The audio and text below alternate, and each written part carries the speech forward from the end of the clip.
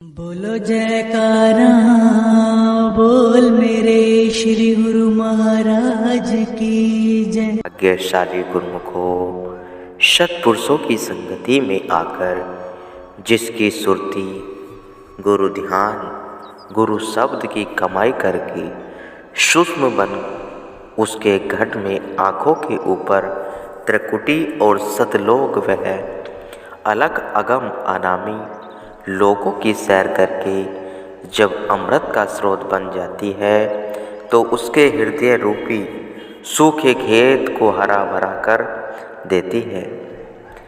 वहाँ आनंद के सिवा फिर किसी चीज़ की अनुभूति नहीं होती। इस बात का साक्षात प्रमाण हमें सत्पुरुषों की बैठक से मिलता है।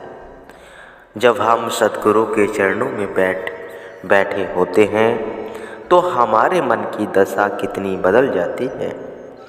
चिंता गम फिक्र का कोई नाम नहीं रहता। हृदय एक नवीन उल्लास से भर उठता है।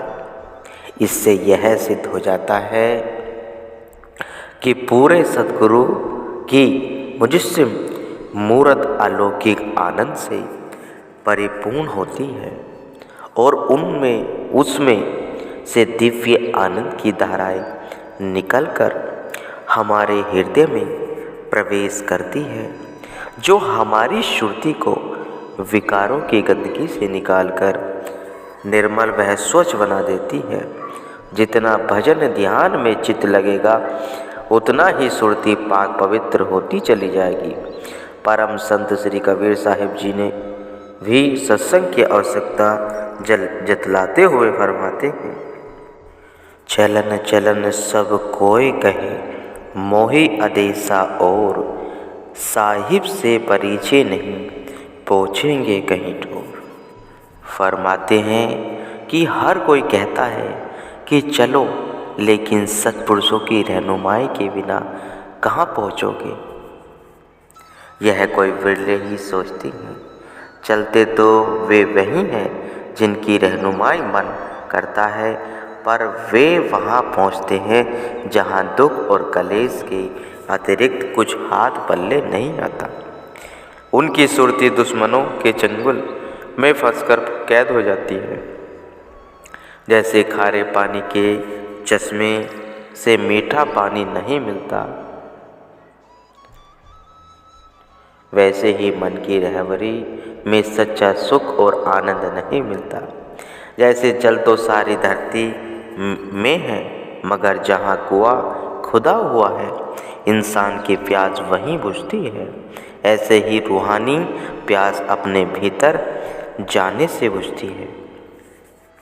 यह कार्य बुद्धि विद्या और ज्ञान के बल पर नहीं हो सकता। इसके लिए रूहानी धन के भंडारी संत सत्पुरुषों की संगति ग्रहण करके उनके ध्यान में अपनी श्रुति को जोड़कर ही सच्चा लाभ प्राप्त किया जा सकता है। मालिक अपनी अनामी पुरुष अपार ब्रह्म से पार ब्रह्म ब्रह्म में परिवर्तित हुआ और 10वें द्वार यानी त्रिकुटी पर ओकार हुआ। ओकार से निरंजन प्रकट हुआ। निरंजन आकार में एक से अनेक हुआ, यानी निर्गुण से सगुण में परिवर्तित हुआ। इसी तरह सत शब्द की धार ऊपर से नीचे की ओर को वही चेतना की धार आत्मा अनामी धाम से नीचे पिंड के द्वारों में फैली हुई है। सौभाग्य से सद्गुरु मिले और इसे अपने मूल मुकाम में लौटाने की युक्ति सिखाए तो सूरत जहाँ से आई है लौट कर वापस वहीं पहुँची। पार ब्रह्मांड से नीचे वही हुई सूरत पिंड अंड के चक्रों में बहुत मुद्दत से जकड़ी हुई है। सूरत को निजी देश पहुँचने के लिए संसार में बहुत से योग मार्ग क्रिया विधि कर्मकांड आदि अपनाए गए हैं, परंतु सद्गुरु के बिना सूरत का अपने लोक में पहुंचना असंभव है। अपने घर पहुंचने का सही मार्ग यही है कि जिस मार्ग से सूरत पिंड में फंसी है उसी मार्ग से वापस लौट निज देश वापस लौटने में अंतर्मुखता की कारगर होगी। यद्यपि पूर्व काल के योगों में प्राणायाम, अष्टांग हठ आदि योगों से अपनी चेतना को भूमध्य में टिकाया जाता, जो आज कारगर नहीं।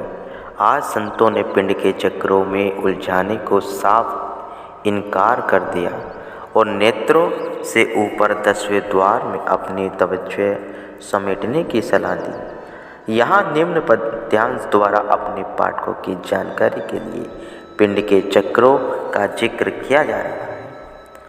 पिंड का प्रथम चक्र 4 दल गुदा स्थान है। गणेश का वासा यहाँ लाल रंग प्रधान है। शिखर से नाखून तक शरीर के सभी भागों में, चाहे वह अंड है, चाहे वह पिंड है, चाहे वह ब्रह्मांड या पार ब्रह्मांड है, सभी में सूरत की धार समाई हुई है। गन्ना टेढ़ा मेढ़ा हो या उसमें कितनी ही पोई 2 गांठों के बीच का हिस्सा, परंतु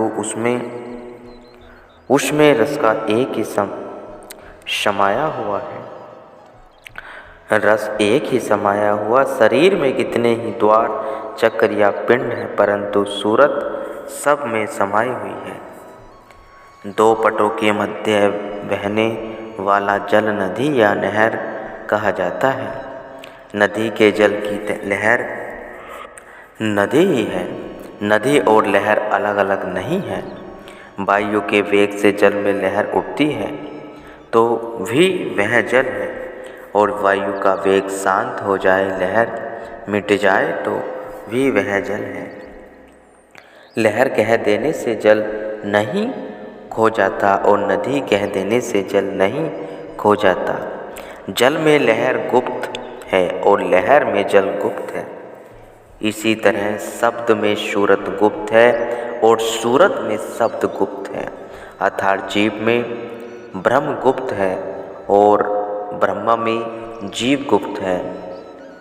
गुदा चक्र में चैतन्य है, लिंग चक्र में चैतन्यता है, नाभि चक्र में चैतन्यता है और हृदय चक्र में, कंठ चक्र में, भ्रकुटी चक्र में और पिंड पार 10वें द्वार के मंडलों में चैतन्यता है। समस्त शरीर में चैतन्यता समाई हुई है।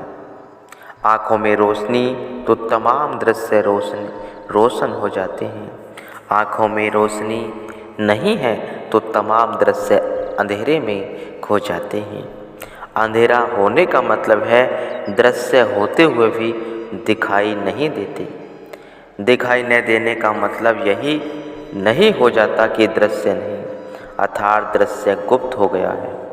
कई सत्संगी प्रेमी कहते हैं कि शब्द नहीं खुलता। वह संदेश करते हैं कि शब्द खुलता भी है कि नहीं। उनके भीतर शब्द नहीं खुलने से शब्द लुप्त नहीं हो जाता या शब्द नहर नहीं जाता। अंधे को दृश्य दिखाई नहीं देता तो दृश्य को नकारे नहीं, दृश्य को गुप्त या लुप्त न कहें, शब्द का अनुभव करें, शब्द सुनने के पात्र बने, शब्द सुनने का निरंतर अभ्यास करें। शब्द प्राप्ति की उमंग और प्रेम बढ़ाए रहे। शब्द प्रेमियों के संपर्क बनाए रहे।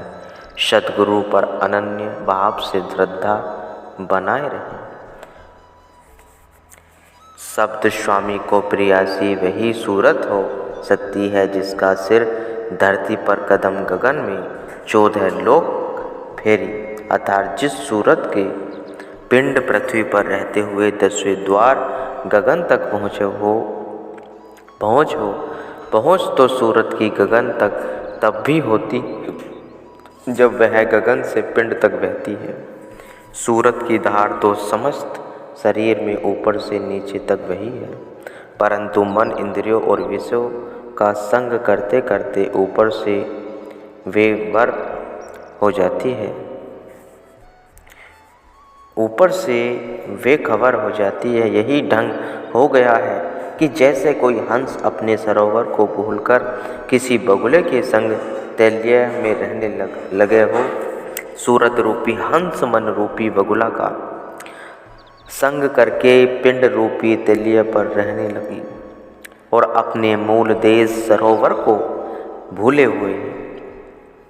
अब इसका ढंग यही हो गया कि संत महात्मा अपने संदेशों में अपने अनामी धाम की सूचना देते हैं, तो सूरत मन विषयों के संग रहकर इस कदर बेखबर हो गई है, जैसे बगुले से कहीं जाए कि यहाँ से चलो, आगे मानसरोवर, और बगुला कहे कि इससे बड़ा भी और कोई ताल है।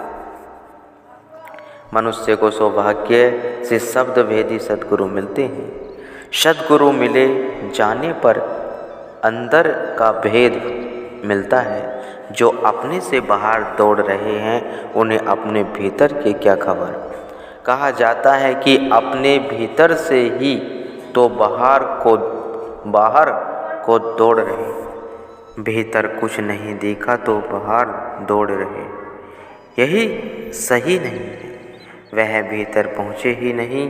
भीतर की तृप्ति बाहर को नहीं दौड़ने देती, भीतर की अतृप्ति ही बाहर को दौड़ती है। दूध में से मथ कर घी निकल जाता है तो घी फिर दोबारा दूध में नहीं मिलता। वह दूध से बाहर की बाहर अलग ही अलग रहता है। जब तुम सद्गुरु की दया से अपनी तवज्जो को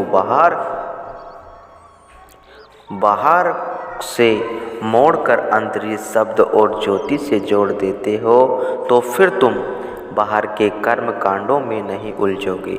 यदि बाहर के कर्म कांडों में उलझते हो तो तुम शब्द ज्योति से पूरी तरह जुड़े नहीं हो। कुछ न कुछ कमी रह गई है। घी की तरह पूरी तरह से तपे नहीं हो, यानी ओटे नहीं हो। आधा ओटा घी दूध से पूरी तरह अलग नहीं होता। जिसकी आस्था कमज़ोर है, जो पूरी तरह अंतर्मुखी नहीं हुआ है, वही किसी की देखा देखी बाहरी कर्मकांडों में उलझ जाते हैं। पिंड से सिमटकर 10वें द्वार में स्थित हो जाने वाली सूरत 14 लोकों से वाकिफ़ हो जाती है, यानी 14 लोकों से गुजर जाती है। शास्त्रों में 14 लोकों का जिक्र इस प्रकार किया है। तल, अतल, वितल, शुतल, तलातल, रसातल और पाताल, ये 7 लोक पाताल के कहे हैं। और ये 7 लोक भू, मेहरू, जन, तप, सत और वैकुंठ के 7 स्वर्ग के लोक कहे हैं। सत्संगियों को यहाँ इतना और समझ लेना चाहिए कि जब तुम सूरत शब्द अभ्यास कमाते हो तो तुम्हें इन 14 लोकों में उलझना नहीं इनकी प्राप्ति का प्रयास करना। पाठकों की जानकारी के लिए यहाँ इनका जिक्र किया गया है। जब तुम सद्गुरु के स्वरूप पर अपना ध्यान जमाकर ऊपर को उन्मुख होने लगते हो तो सद्गुरु का स्वरूप तुम्हें इन लोकों से ऊपर ले जाता है और ये 14 लोक पीछे छूट जाते हैं। सूरत शब्द योग की ही नहीं, किसी भी योग को कमाने की प्रारंभिक शिक्षा है कि मन को संचित करना। किसी भी योग की सफलता मन के संयत होने पर निर्भर करती है। संसार के और साधनों के अन्य विषयों से मन को समेटकर एक ही बिंदु पर एकाग्र करना मन का संयत होना है। एक समय में एक ही बिंदु पर मन को एकाग्र करने का निरंतर अभ्यास करके मन को अपने इष्ट के स्वरूप पर जमाना यानी केंद्रित करना योग की प्रारंभिक कामयाबी है।